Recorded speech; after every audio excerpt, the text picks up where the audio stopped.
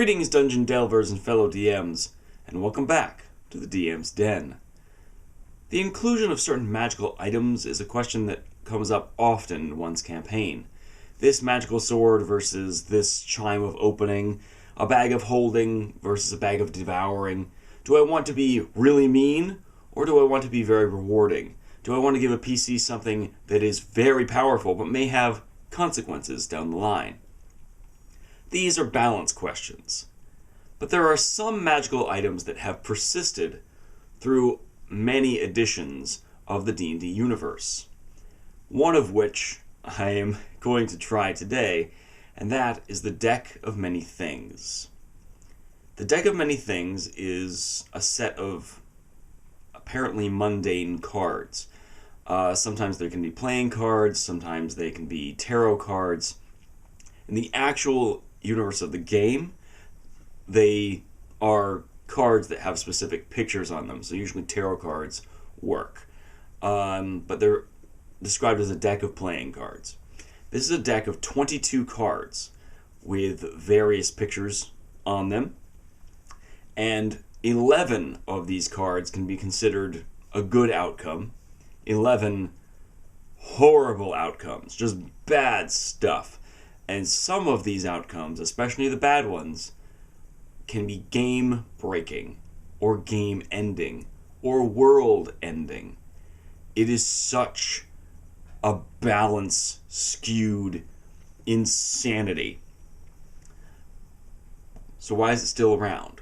Well, from a game mechanic standpoint, tradition is one of the original magic items, or at least one of the older magic items in the D&D universe. It also feeds upon our need as human beings to have luck. Well, I'm lucky. I'll be fine. We already express luck in the game mechanic of rolling the dice and having modifiers. So the higher the modifier, the better our luck, we think. We try to stack the odds in our favor. But a Deck of Many Things is raw luck. You don't have any modifiers. You don't have a way to say, to have disadvantage or advantage on your draw. I draw this, let me draw another one and see which one is better. You don't have that option with a Deck of Many Things. You just draw and see what happens. It's quite alluring, especially when you think about what the good ones are. You can gain suddenly 50,000 experience points. It bumps you up tremendously. I've seen it done where someone jumped to a level 10. And it may have been from level 1 to level 10 or something like that. But you think about that, you just go, and now they are God. They're God. Great. Congratulations. Now, first, how do you handle that? If you decide, one, to include the Deck of Many Things in your campaign, you know that there is a high possibility that whoever picks it up, their character's dead.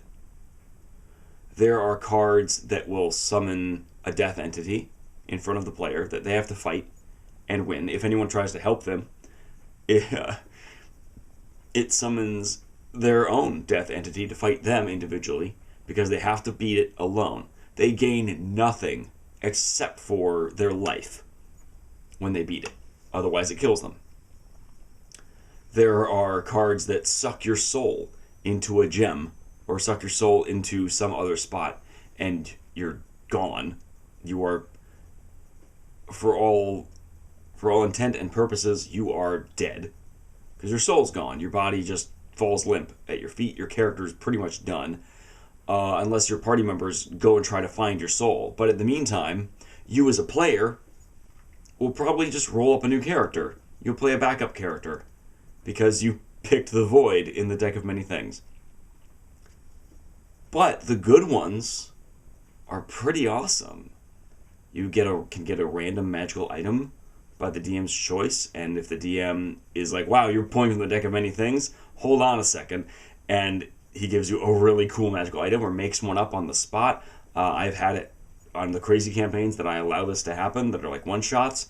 I have my own sentient weapons, my legacy weapons that I like to have that level up with characters. Those that I have always in reserve, those show up when they have that, and those are extremely powerful. You can have a lot of fun with that. The idea of gaining a ton of experience when the main focus point in persisting play is to gain more XP. You want to get stronger, you want to level up, and after a while it becomes more about your accrued wealth and your accrued renown, and the stories that you're making becomes more important. But the main game mechanic is growth. So to suddenly have immense growth because you were lucky is pretty cool. And that is an alluring feature. So for campaigns that are one-shotty or are a little strange and very out there and a little imbalanced, a deck of many things can be tremendously entertaining. Now we get to the reason I wanted to make this video in the first place, which is I'm curious. I want to see how I would fare in a deck of many things scenario. Now, before filming this video, I set up a deck of 22 cards. That's the regular size of the deck, but that's a full deck. First card I pulled was the Void. My soul is now trapped somewhere else, my body falls limp, and I'm done. Okay, so I'm not lucky. Great, okay. But that's one. That's one time. Most decks, 75% of all decks, are 13 cards. So you remove certain cards. You remove a lot of the really, really bad ones, but also you remove a couple of the really good ones.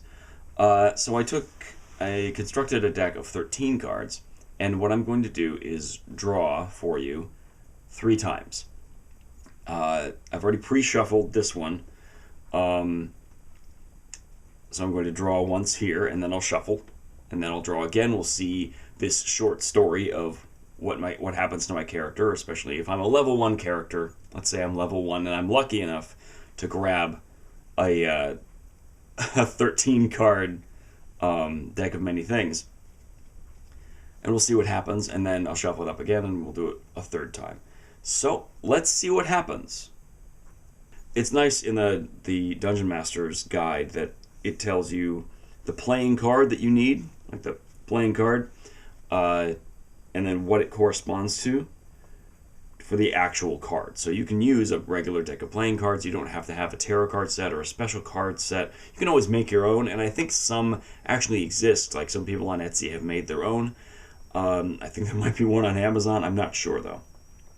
Because why, when you could just get a set of cards? You can always find a deck of cards around, and to save money, I highly suggest just doing that. If you want to have a deck of many things that persists throughout your campaign, it might be kind of fun to have it persist through your campaign and have it show up here and there. And if someone draws a card and then the deck is lost magically, maybe that's what happens. They physically draw from a physical deck in life, get that card, and then the deck disappears. Now it goes somewhere else, and there might be a chance for the players to find it again, to test the gods of fate later, which is kind of interesting. Anywho, enough of my extrapolating. Let's try this. Alright, so I'm awesome. I've picked this up, and I flip. Okay. 4 of diamonds. In this case, this is the Joker without the trademark, which is the Jester. So I pull the Jester.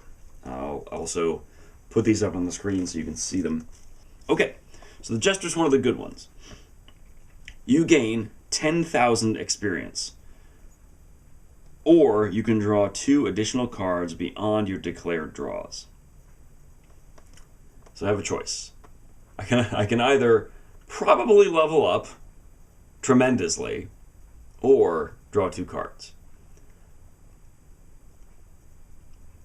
Okay, now normally, because I love growth and experience and the idea of leveling up your character, because then you make interesting choices, the key to any good game, make interesting choices. I'm usually in favor of that, but I'm going to go against the grain this time and draw 2 more times. Because I'm feeling lucky. That was pretty good. Why not? I'm fine. Okay. So I have a choice. 2 additional cards beyond your declared draws. Oh, yeah. That's right. I didn't say anything yet. I was going to draw 3. I was going to draw 3 cards. So I'm going to draw an additional 2 on top of that. So I'm going to draw a total of 5 so far. But I'm saying I'm going to do 2 more draws, which is probably hilariously dumb. But who knows? It could work out. I don't know. So, all right, I have my Jester. I choose not to take the 10,000 experience, and I'm going to draw 2 more times. Okay, next draw. Queen of Diamonds is the Moon. The Moon. Okay. The Moon. What does Moon do? Moon. Okay, another good one. I actually have it marked in my DMG, like X's for the really bad ones, and G for the good ones. So Moon is a good one. Okay. You are granted the ability to cast the Wish spell 1d3 times. So I would roll a d6. Okay. So a d3. For those of you uninitiated, a d3 is a d6 divided by 2. That's how we use math. Well, no. I rolled a 4, which is a 2. So I can cast the Wish spell, which, by the way, is extremely powerful 9th level spell. I can cast Wish twice. Okay. That means I can change fate big time. I can make a major change in the world twice. And then once it's gone, it's gone. So I mark that down. That's awesome. Okay, so that's 2 of my now 5 draws. So far, so good, right? No, not bad at all. Number 3 is probably when it's all going to go horribly, horribly wrong. King of Diamonds. King of... Oh, you can see that. Yep, King of Diamonds. King of Diamonds. King of Diamonds. Where are you? The King of Diamonds. The Sun. Okay. Sun. Sun. Okay. Wow. Okay, you gain... It's another good one. You gain 50,000 experience. Awesome. No choice there. I just get it. And a wondrous item, which the DM determines randomly, appears in your hands. So maybe I get a really awesome weapon. I'm not going to choose that now because I'm technically the DM, but... I'm just past level 9. So I just went from level 1 to level 9 in my class. Boom, baby. I will immediately have a ton of choices to make before you proceed. That's the other major downside to having a tabletop adventure with pencil and paper. Now I have to think about all those choices. I have to build my character now immediately. And this would be a great time to stop, except for the problem of I said I would draw 3, and I picked the next 2 cards for the Jester. So despite already my luck is probably better than most folks in these scenarios, but that's only 3 cards in. So let's recap. I drew the Jester. I chose to draw 2 more times. Probably an idiot move. I can cast the Wish spell twice. And I gained 50,000 experience, so I jumped from level 1 to level 9. Let's keep going, because I'm not going to make those choices now. Might be kind of fun, but I'm not going to make those choices now. Let's assume I'm pretty strong right now. If I was a paladin, I'd be Superman by now. Alright, number 4 of the declared draws. This is so stupid. Oh, I'm gonna die. Okay. The King of Hearts. King of Hearts. Okay. King of Hearts is Throne. Throne is another good one. Okay. You gain proficiency in the Persuasion skill, and you double your proficiency bonus on checks made with that skill. Great. So I have like expertise on that. In addition, you gain rightful ownership of a small keep somewhere in the world. However, the keep is currently in the hands of monsters, which you must clear out before you can claim the keep as yours. Alrighty. Well, it has kind of a small negative thing that the keep is, and I don't know if it says you gain rightful ownership, but it doesn't necessarily say that you know where it is. And I have had DMs rule that you don't know where it is. So this one's sort of good. It has an end result that is good, but you have to get there first. So it's kind of cool and sort of balanced because, yeah, you may have this thing that's yours, but you don't know where it is, and it's also infested with monsters. So good luck. You have to beat the boss in order to gain the benefit of having the keep, which is pretty cool. Okay, so I'm level 9. I might have a floating castle in the sky. I may have Laputa in the sky for me. It's waiting for me, but it's infested with monsters. Okay, cool. All right, 5th draw. This is where, by now, if I've got the 4 of the good cards and I've only got 13 in the deck, I'm going to get something bad. Statistically speaking, this is insane. So let's keep going. So last declared draw. Hopefully it's not something that makes me draw again. But, bleh, here we go. The Jack of Clubs. Jack of Clubs. Okay. Jack of Clubs is the skull. Oh, the skull. Okay. Wait, this is... all right. So this is one of the bad ones. But it might be okay, or it might be horrible. Hang on. You summon an avatar of death, a ghostly humanoid skeleton clad in a tattered black robe and carrying a spectral scythe. It appears in a space of the DM's choice within 10 feet of you and attacks you, warning all others that you must win the battle alone. The avatar fights until you die or it drops to 0 hit points, whereupon it disappears. If anyone tries to help you, the helper summons its own avatar of death. A creature slain by an avatar of death can't be restored to life. Alright, and it gives me stats. So, an avatar of death has an AC of 20. Their hit points are half the hit point maximum of their summoner, so me. And because I'm a level 9 now, it might be a pretty significant number, but it's half. Their speed is 60 feet, and their fly speed is 60 feet hovering. So they're fast. They're really fast. So what those first stats mean are they're hard to hit, and I can't run from them, probably. Okay. All of their attribute scores are 16s, so they get pluses to everything. They're immune to necrotic and poison. They're immune to being charmed, frightened, paralyzed, petrified, poisoned, or unconscious. So all those spell abilities. If I'm a wizard, I'm in trouble. Well, maybe not, because I'll be squishy, so half my HP is probably not much anyway. So I hit him with my quarterstaff a lot. It's got dark vision, true sight, so I can't go invisible. Passive perception's okay. They know all the languages I know. They have a challenge of and so I gain nothing for defeating them except for the will to live. If I don't defeat them, they kill me, and I can't be resurrected. So I get no XP for killing them, but I get to live.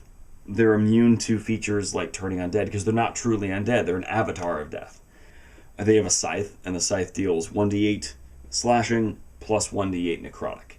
So you're dealing with 2d8 of damage going through things. If you're a barbarian, that's probably not so bad at all. The necrotic will slowly eke away at you, but barbarians should be fine. So, based on the fact that I'm now level 9, and I probably have a wondrous item, I'm okay. I'm okay. And at this point, after that, of stream of great luck, I'm done. I'm done. I'm done. I put the deck away, or I throw it in the lava, and I run away. Now hated by my fellow party members because I'm now level 9. So what we're going to do now is, that was my first draw, and that was really lucky. Now, I'm sure my luck is going to turn sour, so I'm going to shuffle these now. It's hard to shuffle a deck of 13 cards and make it work, but whatever. I don't have to shuffle it that much, but here, I'm going to cut the deck. Alright. Now, I said I'd do this 3 times. That first time was really, really good. And I ended up probably surviving. Based upon the attacks of the Avatar of Death, not that bad. For a level 1 character, maybe a lot worse. But now that I was level 9, not that bad. Okay. Now the true luck begins. Okay. So, I am going to be a dork again and say I'm going to draw 3. Nice lucky number. I will draw 3. I declare I will draw 3. So the first of my declared draws for trial number 2. Queen of Spades. Bad. Okay. Let's read this. The card's Medusa-like visage curses you. You take a -2 penalty on saving throws while cursed in this way. Only a god or the magic of the Fates card can end this curse. So I have a -2 penalty on all saving throws right now. Okay, so far so bad. Ugh. And I believe the way that we rule this, us DMs, we rule it as it replaces any bonuses. It's a curse, so it's this all-encompassing curse. You don't have your bonuses anymore. And I've seen it played both ways. I really like the idea of it replacing everything. So let's say I have a +6 to my saving throw. That +6 goes away, and I now have a -2. So you essentially have a -8 in your saving throws if you were that high up, because that really drives home the point of the curse. Or you could rule it that all your saving throws, regardless of your proficiencies or not, and your modifiers, just have a -2, which is a bit of a gentler curse, but it still stinks. So I like my way better because it's this all-encompassing, wham, you are now cursed. But it can be a little bad, but it also creates an incentive to try and get the curse lifted. You kind of suck at things or suck at saving yourself, so you need to go fix it. Alright, that was 1. I'm cursed. Great. 2. The Queen of Clubs. Did I already do this one? The Queen of Clubs. Flames! Flames! Awesome. This sounds great. So basically, and you can choose as a DM to show this happen. I've seen it done where a person has a minor vision and they are plunged, their vision is plunged into the 9 hells for a moment. Where a powerful devil becomes your enemy. So they swear vengeance upon you. They point at you and say, George Michelson, I swear vengeance upon thee. Your days will be distraught and I will peel the flesh from your bones. It's bad stuff. A powerful devil becomes your enemy. The devil seeks your ruin and plagues your life, savoring your suffering before attempting to slay you. This enmity lasts until either you or the devil dies. Great, so I've got a really bad devil that hates me, that has vowed vengeance upon me, and I am cursed. Okay, so far so good. Third draw is the King of Clubs. King of Clubs. Okay, the King of Clubs. Okay, so this is the one I was talking about. The King of Clubs is the Void. This black card spells disaster. Your soul is drawn from your body and contained in an object in a place of the DM's choice. And if the DM is me, he's probably contained in a case guarded by that demon that swore vengeance upon me. One or more powerful beings guard that place. While your soul is trapped in this way, your body is incapacitated. A wish spell can't restore your soul, but the spell reveals the location of the object that holds it. You draw no more cards. Of course I don't. Okay, so let's recap. I'm cursed. I have a -2 to all my saving throws. There is a demon or a devil from the 9 hells that has sworn that he will make my life horrible and then kill me. And my soul is now trapped in a place that is guarded by one or more powerful beings. My body's incapacitated. As a player, I'm done. That's more like it. So now that we've had, okay, it was pretty bad. That's really bad. Okay, you're gone. And we had a really, really good luck run. Let's do it one more time. Alright, we've shuffled. I've cut the deck. Okay. Another with the 13 cards, and then I'll do a 22. I'm really curious about the story of people's lives, but here we go. I will draw 3. Draw number 1. Jack of Diamonds. Star. Oh, increase one of your ability scores by 2. The score can exceed 20, but can't exceed 24. Alright, so I'm a wizard. I increase my intelligence score by 2 right away. Poof! And I have a nice ability score increase. Alright, that's 1.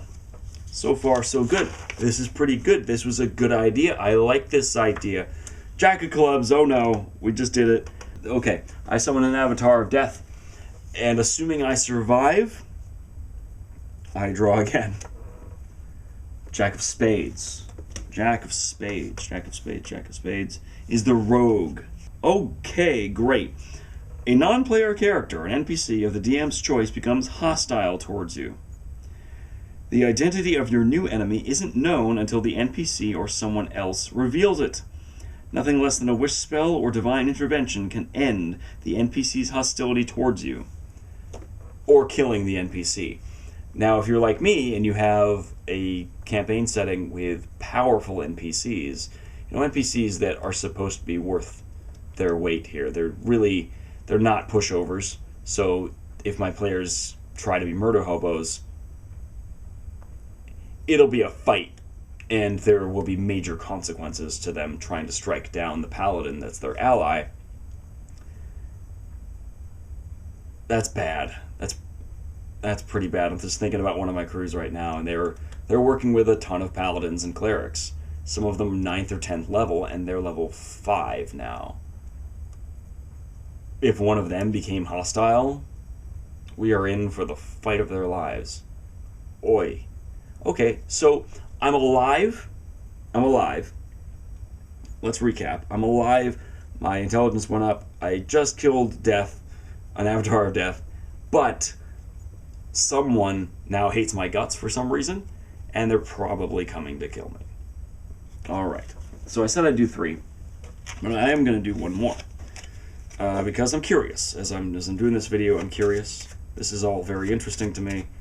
I'm going to shuffle 1 more time here, and we're going to go through every single one and just see the story of this person. Okay? Let's see how far we can get. Because I've heard of the people who just run away and grab the deck and go, screw you guys, and run and just start drawing cards and see what happens. So, we have a deck of 13 cards. So we're missing a couple. We're not in the 22. Maybe another video with the 22. This is going to be long enough. Okay.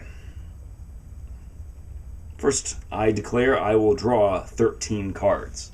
I'm an idiot. Here we go. We've established this. First card, Queen of Hearts. Queen of Hearts is key, so I get a magical item.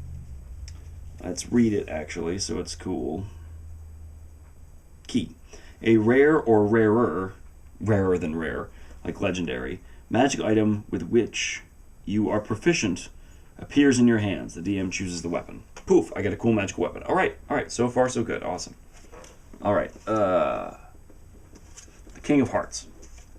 His throne, I get the keep, and is it the persuasion skill as well? Yep.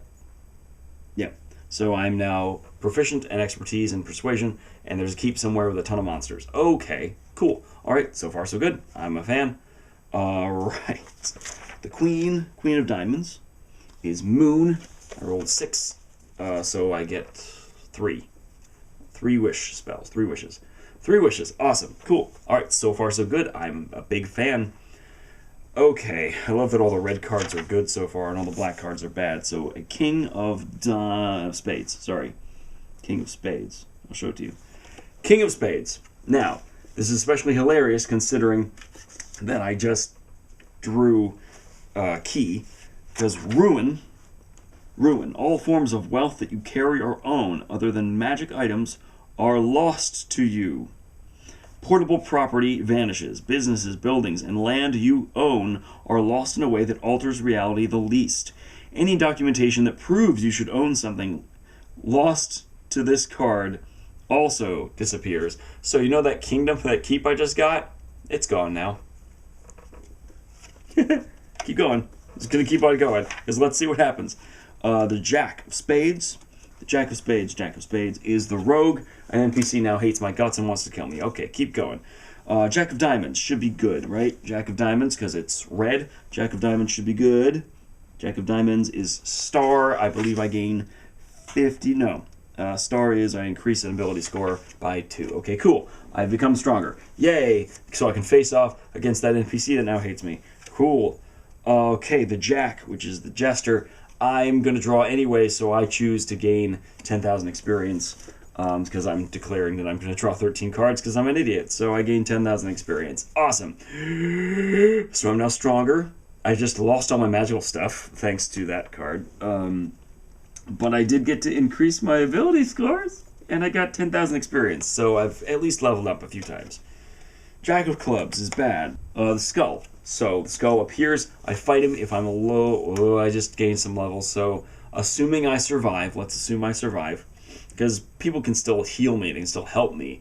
Just they buff the heck out of me and then have me fight him. King of Diamonds is Sun. I gain 50,000 experience and a wondrous item, which is great considering that Ruin has already happened.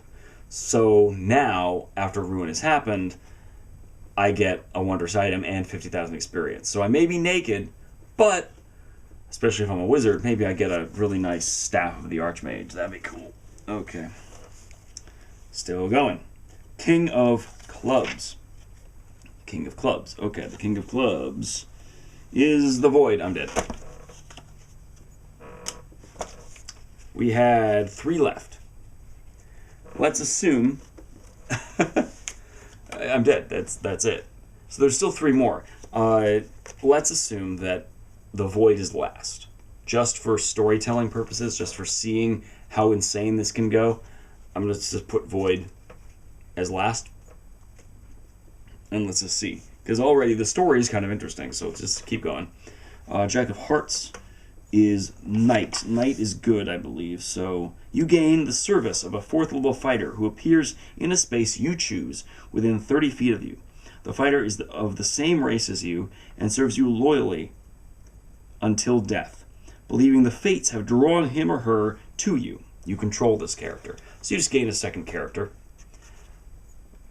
Could be really nuts. I know it says you control this character, but for balance, it might be best if they're an NPC that is bound to the PC, and then the DM who's already pretty skilled, should be pretty skilled in managing NPCs, can just add that to the NPC pool, and just make sure that they're always sort of tethered to that character.